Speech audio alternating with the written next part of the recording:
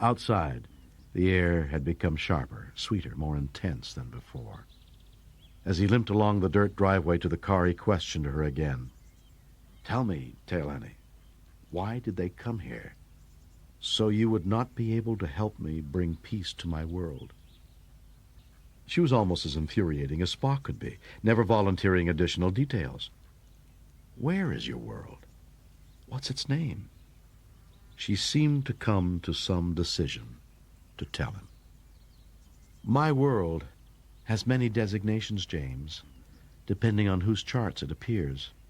But for those of us who were born there, who live there, we call it Chiao. It began as a colony, a joint venture of sorts. I think you can guess who its founders were." He nodded. "The Klingons and the Romulans."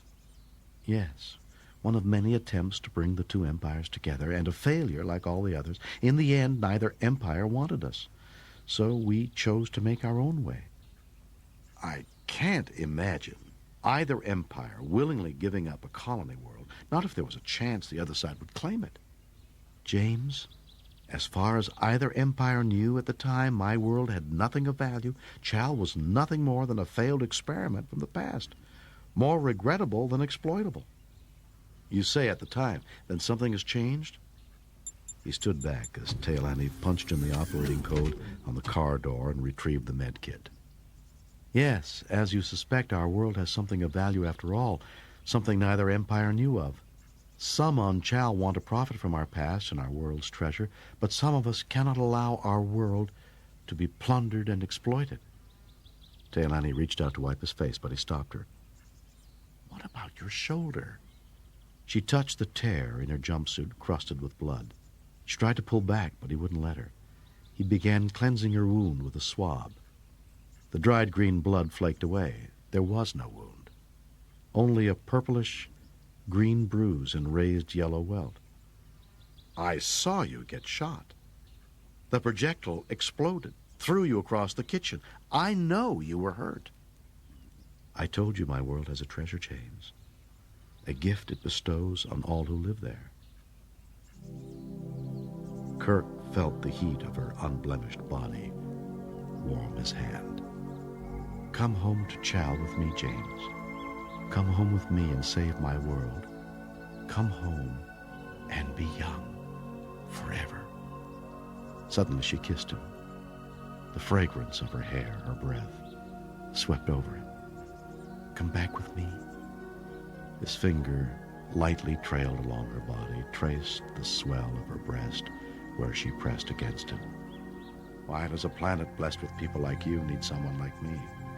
A small smile flickered across her face. "Experience, James. After today, I can attest to its value."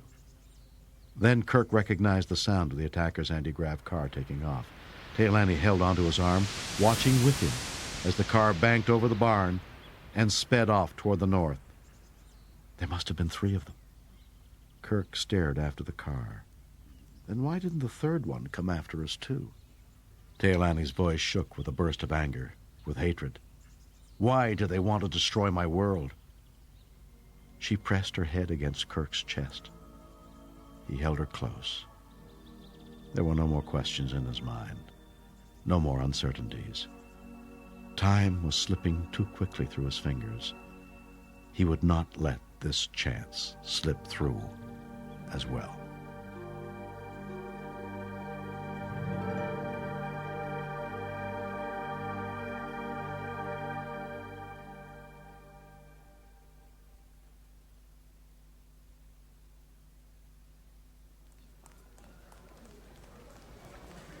James T. Kirk was a civilian, and he was moving forward again.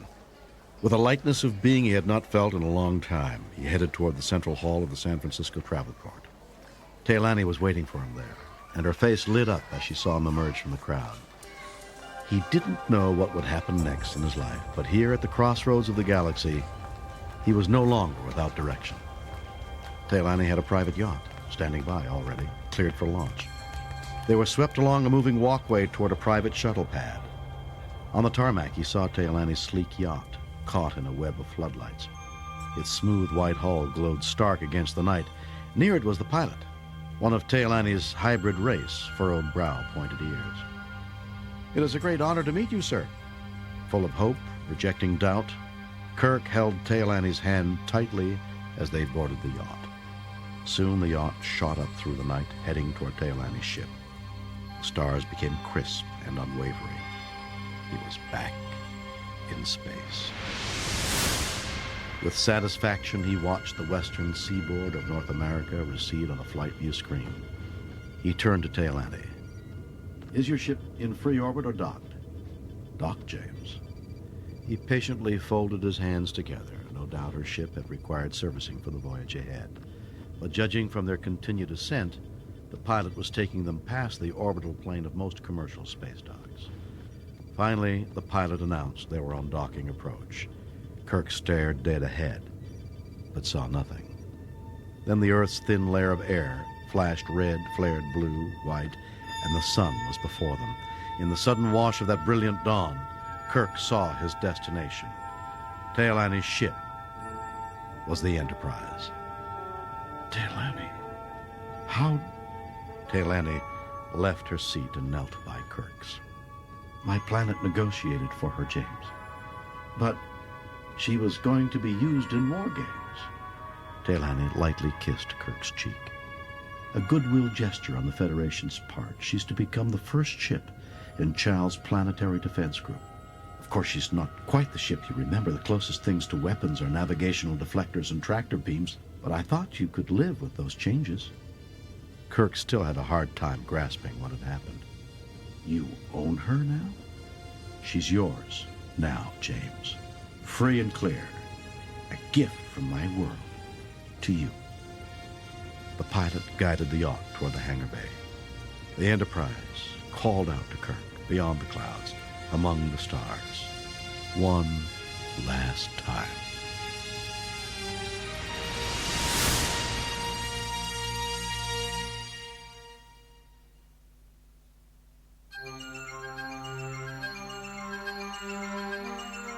When Kirk stepped onto the bridge of the Enterprise for the first time in months, Taelani remained behind in the lift, giving him this moment. He paused on the upper deck. The artificial gravity felt right. The air smelled a bit too much like chemical cleansers, but the temperature was set precisely where he preferred it. Overall, though, Taelani was right. The Enterprise was different. Most noticeably, her warp generators were offline. The bridge environment was quieter, too, the crew replaced by the slow flickering of the status lights on her new automated control stations. The greatest change of all, though, was not in the hardware of the vessel. It was in the crew. They were all Taelani's people, young Klingon Romulans, in such robust, dynamic health that Kirk felt another year older for each one he saw. There wasn't a Starfleet uniform in sight. The young Chiao crew nodded respectfully to Kirk as he went to the center of the bridge. His chair, at least, hadn't been changed or removed. He sat in it, put his hands on either arm. It felt good to be back. But not right. Spock's science station was dark, and he doubted anyone was in sickbay to answer his call, except ghosts. Taelani came down to the lower deck. "Is something wrong, James?" But before Kirk could answer, something changed. The warp engines were online again, as smooth as they had ever been. The heart of the Enterprise had been restored. He smiled and studied his crew again. The oldest child he had seen was no more than 25 standard years. How could these children have brought this ship back to life, unless... Without looking, Kirk touched the control that opened a line to the engine room. "Kirk to engineering." "Scotty here, Captain." "Mr. Scott, I thought you had retired." "Aye, so did I, but 'twas the last, Taelani. Starfleet put her in touch with me, and she told me what it was she was planning to do with the Enterprise. I figured if the time wasn't quite right for the old girl to retire, then it wasn't quite right for me either." "You've done a magnificent job with her, Scotty." "Captain, just so you know, the Enterprise served the best parts of her well. Starfleet's taken those back. Left her in a kind of depleted condition, if you know what I mean." "The question is, Mr. Scott, will she get us to Chiao?" "Aye, I'll see to that. Warp power is online and ready when you need it. Captain. Scotty out. Kirk caught Taylani's sly grin. Taylani, did you tell Scotty what to expect on Chiao? Taylani shook her head. He'll find out when he arrives, and he can stay if he wants to. She gave Kirk a quick kiss. You may give the word any time, James. Kirk faced forward. The earth filled the view screen, clouds white, ocean sparkling. A place he no longer belonged. Navigator, lay in a course for Chiao, best possible speed, and take us out of orbit. Ahead, impulse power. The Enterprise hummed to life around her. The sensor image of Earth shrank in the view screen as they left the planet. Once again, Kirk went where he had always gone before, into the unknown.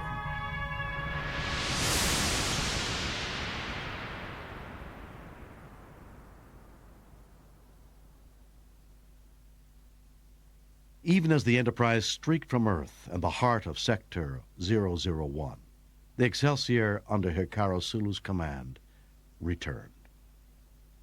After docking that same day, Chekhov, Uhura, and Sulu found themselves rushed to Admiral Androva Drake's house in San Francisco's Presidio district. In his study, they sat across from him, each in a separate chair. Drake began the meeting with compliments. You all have exemplary records. Commander Chekhov, Commander Uhuru, Starfleet recognizes and especially appreciates your valor and self-sacrifice in undertaking a potentially deadly covert assignment to stop the flow of Klingon armaments to the illegal market. Captain Sulu, your exploits on the Excelsior are carving a place in history along Jim Kirk's himself, which is why I've decided to bring you all on board another ultra-secret operation already underway. Sulu leaned forward. What kind of operation, sir? Drake's friendly attitude disappeared. He pressed a control on the computer screen beside him. I'm now recording this conversation. Everything I'm about to tell you is classified at the highest level. Is that clear? Please reply audibly. One by one, Chekhov, Sulu, and Uhuru stated they understood. Then Drake held his finger over another desk control. I'm now going to ask two other officers to join us. They are also involved in this operation. A side door in the study opened inward. The two other officers were Spock and McCoy. The Admiral directed Spock and McCoy to take their seats, then began his briefing. Bottom line, I regret to inform you that the entire Starfleet command structure might be compromised by a cabal of senior officers, traitors who will stop at nothing to prevent the Federation from achieving a secure peace agreement with the Klingon Empire. Uhura made the first comment. And you're drawing us in because you must think that this rogue agent Jade is somehow connected to the renegade command officers? Sulu turned to Spock. You already know what happened at Dark Range Platform. Spock nodded. Admiral Drake shared your report with us just prior to this meeting. Then Sulu addressed Drake.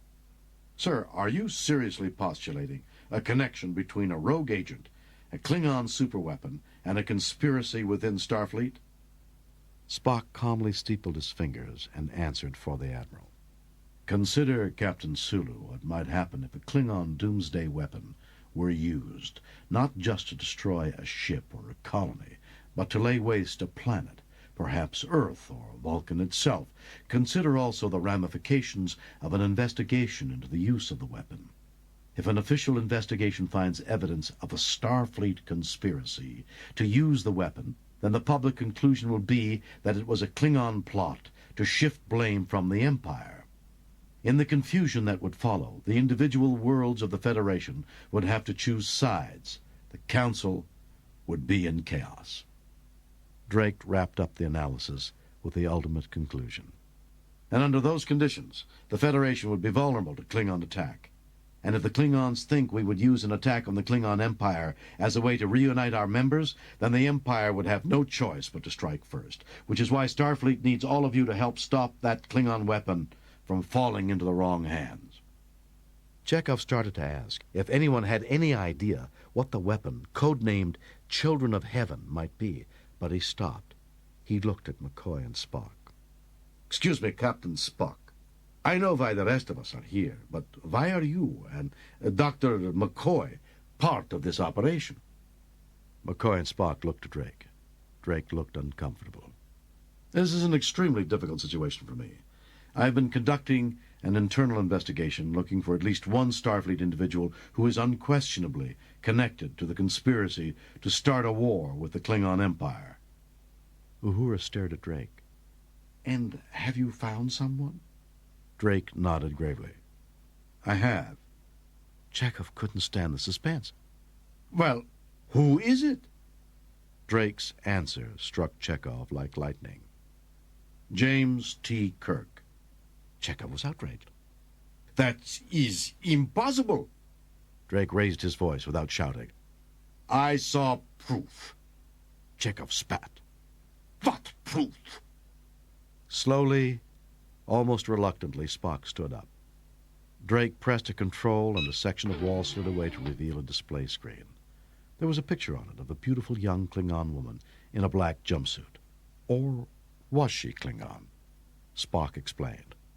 The young woman's name is Teal'c. She is a hybrid. Her parents were Klingon and Romulan. As far as Starfleet intelligence can ascertain, despite a relatively young age, she is a high-ranking official in her planetary government. A colony world, somewhere on the frontier between the Klingon and Romulan empires. The planet's name is Chiao, a Klingon term for heaven. Given what we know, it is logical to conclude that some of their more extreme weapons were developed on planets far removed from Klingon centers of population, in the event something went wrong. McCoy muttered his disgust. Same as testing fusion bombs on Pacific Islands in the 20th century. Precisely, Doctor. All evidence to date suggests the joint Romulan-Klingon colony on Chiao was the center for the development, construction, and storage of a weapon. The weapon was code-named Children of Heaven. It was intended to be used only in the event of the total defeat of the Klingon Empire. Chekhov interrupted. But what does any of this have to do with Captain Kirk? The picture changed again. Kirk and Teal'c, both in civilian clothes, locked in each other's arms, kissing. Chekhov guessed it had been taken at a travel port somewhere on Earth. Drake then spoke. 3 days ago, Jim Kirk resigned from Starfleet. He simply logged his resignation request into his personnel file and left. Chekhov found that difficult to believe. Left? For where? Spock replied. Presumably Chiao. 20 hours ago. Uhura stood up. I, for one, don't like where this is going. You're making the captain out to be one of your conspirators, and that's ridiculous. Drake told her to sit down. You'll get no argument from me. Jim Kirk is one of the most dedicated officers ever to wear a Starfleet uniform. The point is, he is not wearing that uniform anymore. And look at that picture. Jim is 62 years old. That woman is what, maybe 20? Spock folded his hands behind his back.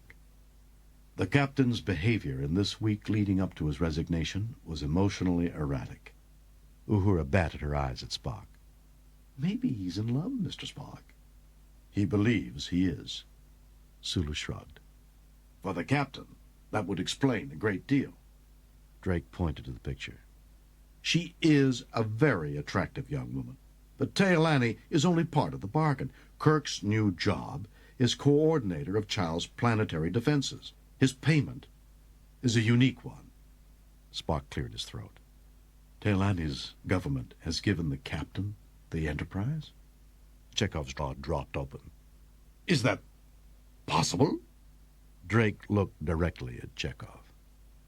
I trust you all agree that the gift of it to Kirk does put a different light on his actions. Believe me, I am not for a moment suggesting that Jim has been a willing member of any conspiracy in Starfleet, but what I am afraid the evidence does suggest is that he is being used by the conspirators.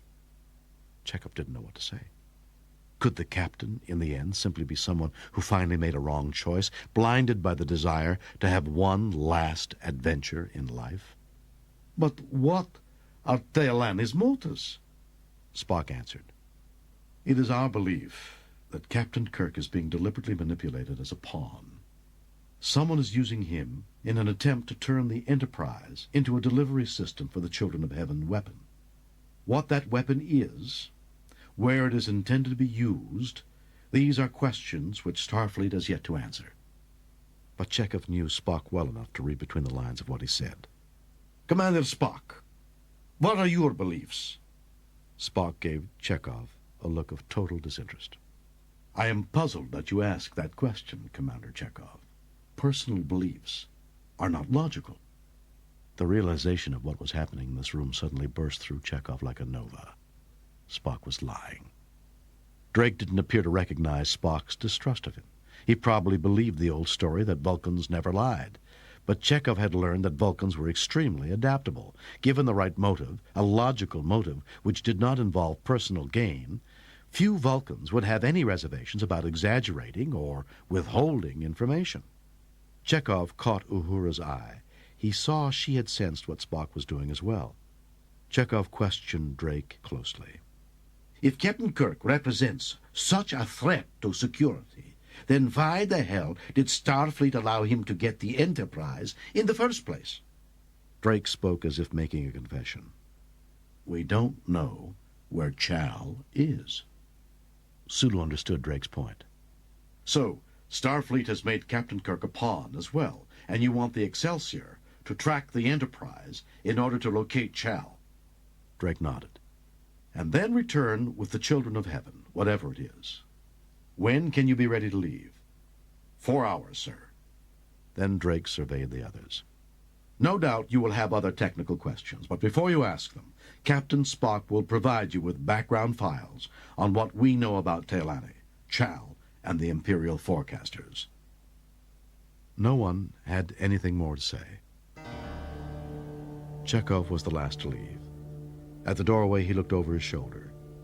Drake was looking at him as if he had expected Chekhov to turn around. He waved farewell, as if they were friends. Then the door clicked, and Chekhov heard the faint buzz of a security screen. Drake had locked his study and sealed it with a force field. Chekhov stared at the door. He wondered what secrets Drake was hiding behind it, and from whom.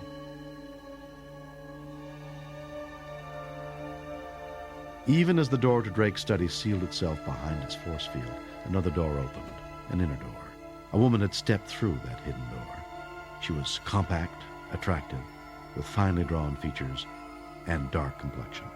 She still wore the flight suit and tight-fitting hood she had worn on dark-range platform. Drake rose to greet her. You hurt? The woman pulled her flight hood, shaking loose her dark hair. The resemblance between Drake and the woman was striking. Her code name had been Jade, but her real name was Ariadne Drake, father and daughter. She kissed her father's cheek. I should have disintegrated Chekhov and Uhura in the cargo bay when I had the chance, or ejected them from the airlock when I got rid of Court. No, you did the right thing. If they had disappeared altogether, intelligence would have launched a full investigation. Ariadne went to a small cabinet against the wall, pressed a hidden switch. The cabinet unfolded into a bar. She gave her father a snifter of brandy, poured the same for herself.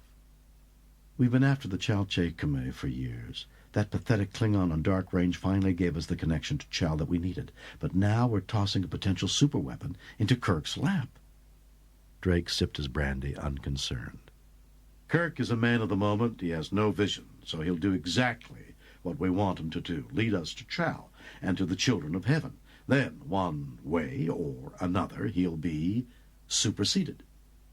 Ariadne drank the contents of her glass in one quick toss. I still think torturing Taelani would have been simpler. Drake put down his snifter. That wouldn't have been wise.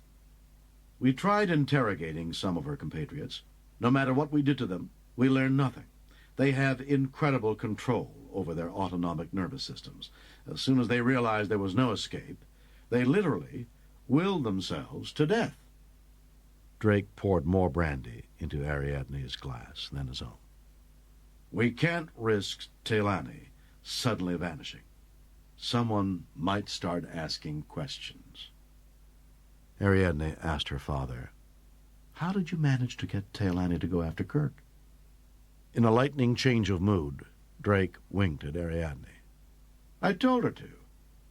I gave her his complete psyche file, told her how sorry I was that Starfleet couldn't get involved in defending a planet so deep in Klingon-Romulan territory, but suggested, off the record, mind you, that Kirk couldn't refuse the challenge. What if she tells him that recruiting him was your idea? She won't. Kirk's a proud man. I made it clear to her that if he got any hint that he's being manipulated into helping Chiao, he'd walk away at once. Ariadne walked over to an armchair, sat down, hooking one leg over the arm, letting it swing.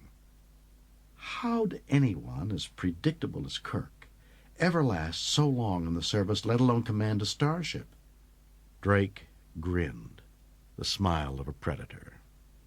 Years have not been kind to Kirk. I've done my best to keep it that way.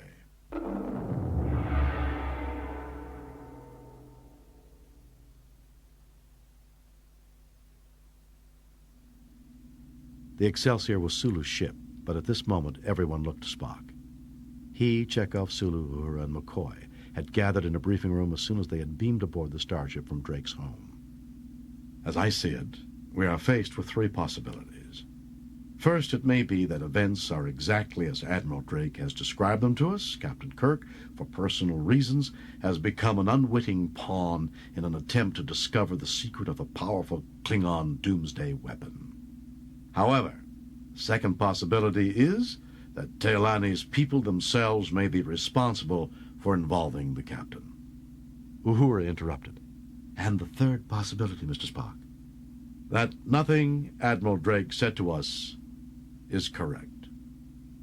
McCoy was the only one at the table who did not appear to be reassured by Spock's analysis. Are you saying that the Commander-in-Chief of Starfleet lied to us? That cannot be discounted, Doctor, which is why I did not offer any of these theories to Admiral Drake in our meeting with him. McCoy wasn't happy with that answer either.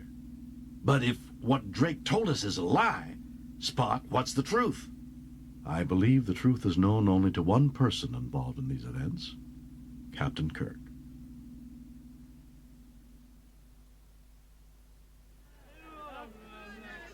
Kirk missed his Starfleet sideburns. He had had them ever since the Academy, but 2 days ago, Teolani had carefully shaved them off.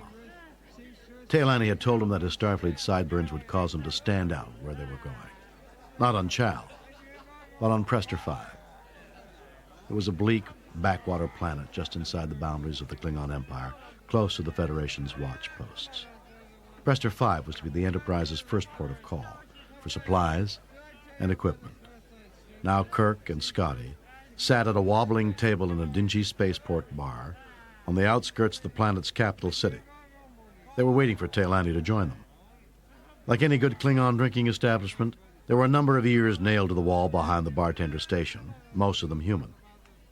Kirk looked away from the collection of ears, smiled at Scotty. We haven't done this for a long time, have we, Scotty? Sit in a bar, wear civilian clothes for a change, have a few drinks? No, we haven't. Kirk sipped what passed for beer on Prester 5. Scotty did the same. Kirk tried to break what became an awkward silence. Scotty, is there something wrong? Scotty sighed noisily. The Prester of beer left an attractive little fringe of blue foam on his mustache. Ah, Captain, we've been traveling on the Enterprise for the past 8 days, and you've barely said 2 words to me that weren't having to do with the engines. Mr. Scott, I'm not that busy now. Kirk raised his glass in a toast. To the Enterprise, the finest ship Starfleet ever saw. But Kirk couldn't help himself. So, how are the engines? Scotty's eyes twinkled. I've had to rework the intervalve couplings to keep the power groupings online, and with the new disruptor cannons being installed... Kirk interrupted. Excuse me? Disruptors? Klingon disruptor cannons on the Enterprise? Captain, we don't have any phasers.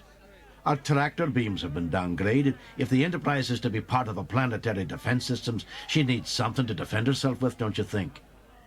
Kirk couldn't argue with that. But where did we get disruptor cannons? Scotty smiled. Teolani was the one who did the dealing. Right here in the bar, I'm told. There are a number of Klingon ex-officers who see nothing wrong in selling surplus equipment to the highest bidder. Is there anything else being installed on my ship I should know about? Scotty scratched at his mustache. A few antimatter pods, 10 photon torpedoes, twin disruptor cannons, shield augmenters, tractor enhancers. That's about the lot. Kirk leaned forward and gave Scotty a conspiratorial whisper. Does any of this refitting make sense to you, Scotty? Why not? You got to want to have a whole ship to command, don't you?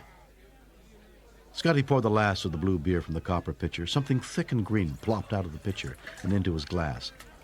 Scotty eyed it warily, but it didn't move on its own. He upended his glass and bravely swallowed the thick green sludge. Kirk flinched. Scotty, how could you? Trust me, Captain. There is nothing that could be alive in a brew as foul as this one. The surly Klingon bartender lumbered over to Kirk's table with another battered copper pitcher of blue beer. She said any customer who ate the green sludge got a free pitcher. It was house policy. Scotty asked politely, What exactly is the green sludge? The bartender gaped at Scotty in admiration. You don't know? Scotty shook his head. The bartender erupted with a bone-chilling howl of Klingon laughter and whomped him on the back, then went back to her bar. Suddenly, Kirk felt familiar hands move across his back and slide around his chest. Taylani whirled him around and kissed him, her usual dramatic entrance. I'm done, James. I didn't know you had anything more to do. The Enterprise is a big ship, James. She needs a great deal of supplies. She reached out to pour herself a glass of beer. Scotty held out a cautioning hand. Careful of the sludge, lass. I know. If you accidentally eat any of it, they have to give you a free pitcher to help dredge the worms out of your system. Kirk was impressed by how quickly the color drained from Scotty's face. The engineer quickly excused himself. As soon as he was gone, Taylani reached across the table and squeezed Kirk's hand. Ready to start work as coordinator of Chiao's planetary defense force? We're being followed. Kirk immediately glanced around the bar. Not here. In space. The people who went after you on the farm. What sort of ship do they have? A Tholian starcruiser, Emerald class. We can outrun it. Or outfight it. Good. Then I think we should outrun it. We'll still meet up with it on Chiao, won't we? Not if they don't think we're going there. They're going to be able to track us here to Prester 5 easily. They're also going to find out about all the equipment we've taken on board. So what we have to do is make them think we've gone to another system looking for space dock facilities so we can install everything. When we leave Prester 5, I think we should set up a false trail just to give us some extra time to prepare things on Chiao. It was Kirk's turn to be serious. Scotty told me about all the weapons systems you were having installed aboard the Enterprise. Tell me who those weapons are intended to be used against. I know it's not just a Tholian starcruiser. Taylani looked away from him, making up her mind. If things work out the way I hope, they won't have to be used against anyone. Just the fact that we have them should be enough to get the other side to the negotiating table. What other side? The anarchists. Those among us who want to destroy Chiao by telling the galaxy what we have to offer. Well, if that's all they have to do, then why haven't they done it already? Send a few broad-beam subspace transmissions, and the whole quadrant would know about your world in weeks. Taylani wrapped both hands around her glass of beer. They're not that fanatical, James. What the anarchists intend to do is to keep Chiao's location a secret so they can sell access to it to a select few. Taylani, is that so wrong? When you see Chiao, you'll understand why even that level of exploitation is intolerable. She eased forward over the table until her lips brushed against his. 10 more days, James Kirk. Then you'll see for yourself.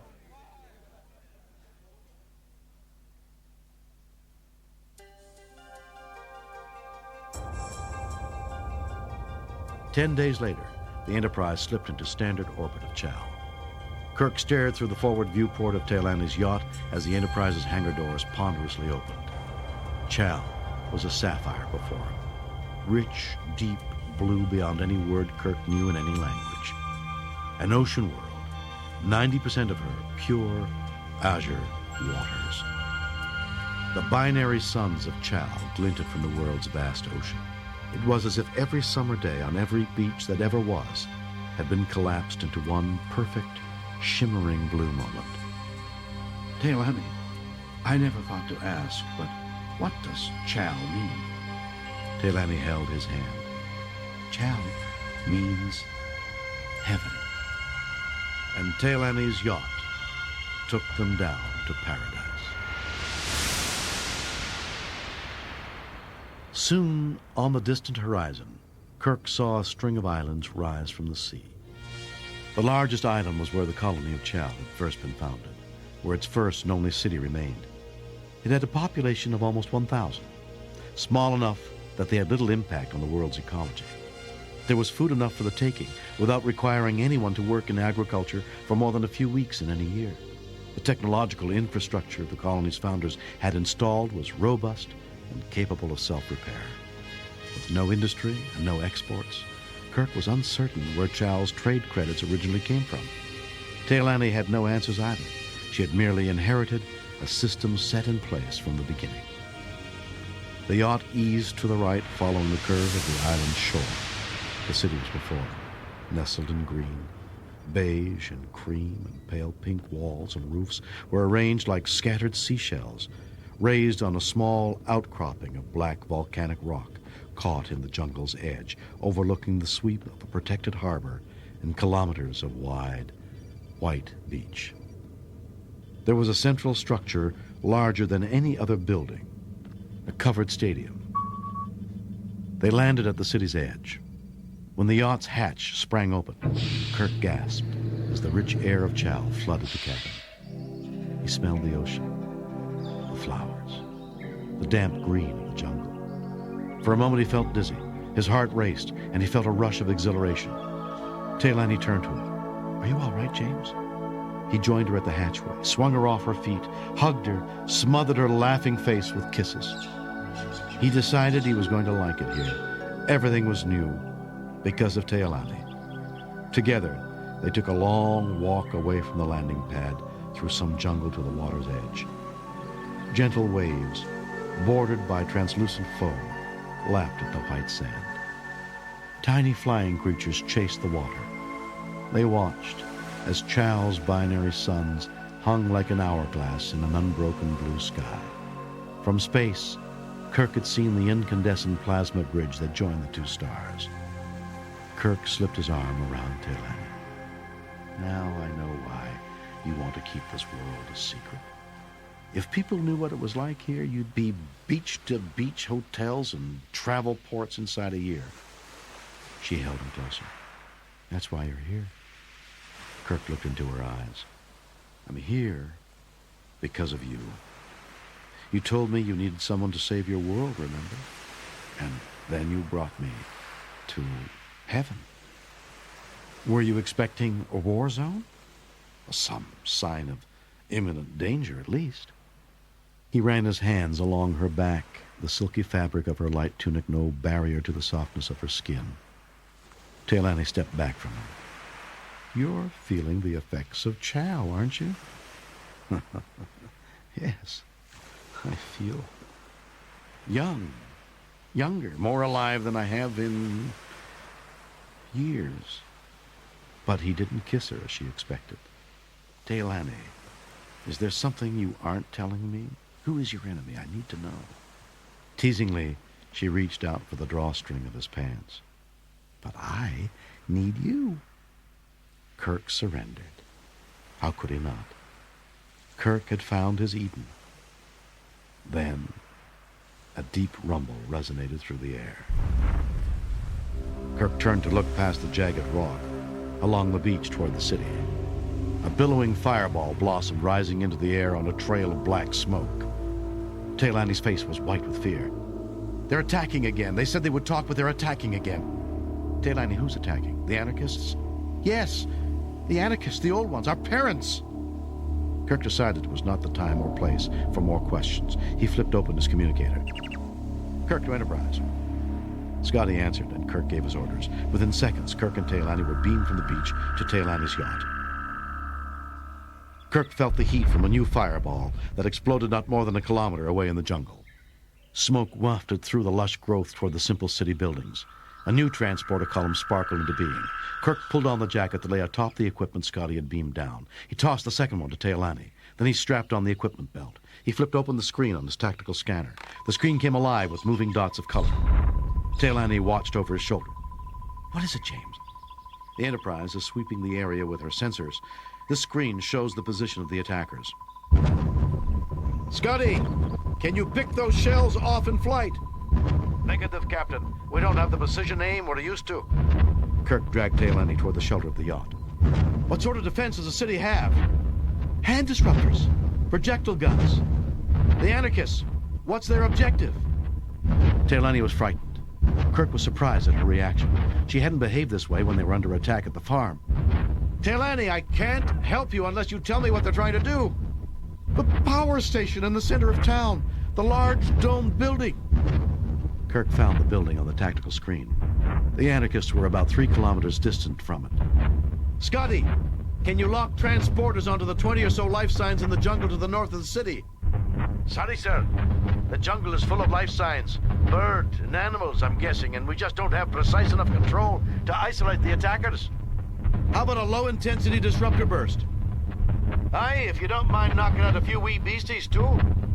Kirk looked at Taylani. Can the life forms here stand up to a stun setting? I think so.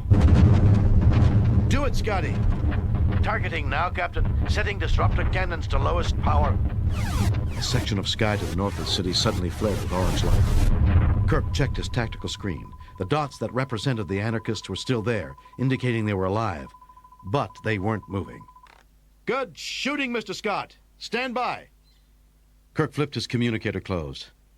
It's over, Taylani. The Enterprise has worked her magic. Only for now, James. They aren't the only ones who threaten us. Kirk hugged her. Vacation's over. No more secrets. Tell me everything. He felt her nod against his chest, and she held nothing back. She told Kirk that when the Klingons and Romulans withdrew their support, the original colonists left, but their children chose to stay. It was their home. 40 years they lived in peace, completely ignored by the rest of the galaxy. Taylani didn't know how, but all records of Chiao's location were purged from the central surveys of the 2 empires. Some think it was a final gift from one of the original colonists to ensure their children wouldn't be disturbed. As it turned out, Chiao did have one resource that was imminently exploitable. The gift of living forever. What to do about that resource caused a split among its inhabitants, along generational lines. The older generation, who had wanted to exploit Chiao, had become anarchists, trying to tear down Chiao's society, cause chaos, so they could steal a spacecraft or take control of the transmitting station. So far, they had refused to negotiate with their children. And the Enterprise was there to get the anarchists to the bargaining table. When Taylani finished, Kirk took a deep breath. He thought of Chiao's beaches and jungles and piercingly blue skies. He felt calm returning.